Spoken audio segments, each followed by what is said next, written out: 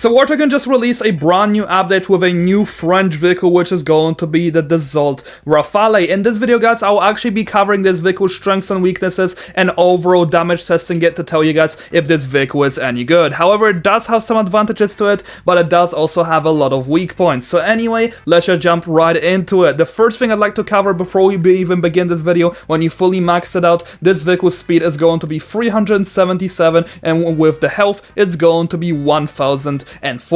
These are going to be some really good stats for this vehicle, definitely above average. So firstly, moving into its damage of its air missiles against the F-35, let's go ahead and take a look with how much one is going to be able to do, and that's going to be exactly 17%. That's roughly around average for most vehicles' air missiles in this game, and when you do actually hit the F-35 with every single missile, it will actually end up being quite low, left at exactly 24%. This is definitely pretty good. Now moving into the damage against the Mi-24 Super Hind, one missile will be able to do exactly 21%, which is definitely okay. It's nothing too special, but once again, the Super Hind, it's pretty much a meta vehicle, and then when you actually hit it with every single missile, you're gonna be leaving it at 18%. Once again, very good stats. However, in terms of the anti-tank capabilities, things do get a little bit worse, because only one missile will be able to do 11% to the fully maxed out Abrams X, while this vehicle is also maxed out, and all of the missiles will not even be able to get the Abrams X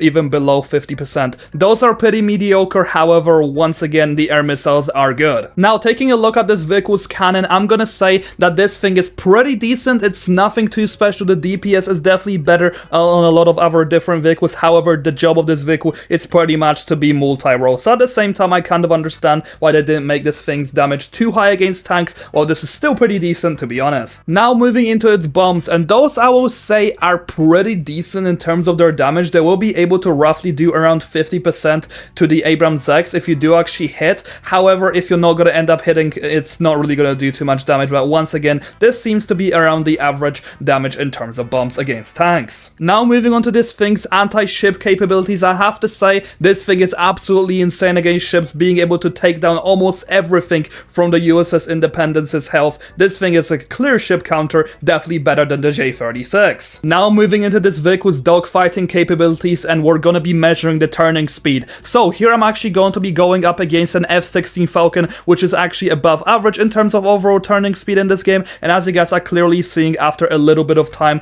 of turning with it, I am slowly able to get a little bit of a lead, and this is actually accurate to real life, so I do actually like this. However, if we move into something like the F-22 Raptor, let's just say this vehicle is definitely going to be struggling against it, but once again, it's supposed to be multi-role, and it definitely gets the job done in terms of that. Now moving into some bonus information about this vehicle, it will be able to have exactly 2200 stats lock-on range, which is pretty much equal to the F-22 Raptor, which by the way is the highest lock-on range out of any plane in this game. Definitely very good in terms of this, once again, since you guys will be able to do much better sneak attacks than most planes. However, one extra weakness about this vehicle is going to be the fact that takeoff speed is going to be extremely slow, which can be kind of annoying once you guys are getting spawn killed and you want to get out of your base fast. It's definitely not going to be able to accelerate very fast in terms of takeoff, or in case you guys need to also take off in terms of emergency. There are many ways in which this can be kind of useful, but the Rafale is not very good at that. Anyway, overall, this vehicle is definitely going to be very good, but if I had to rank it somewhere in the meta, I'm probably going to be giving it a ranking of either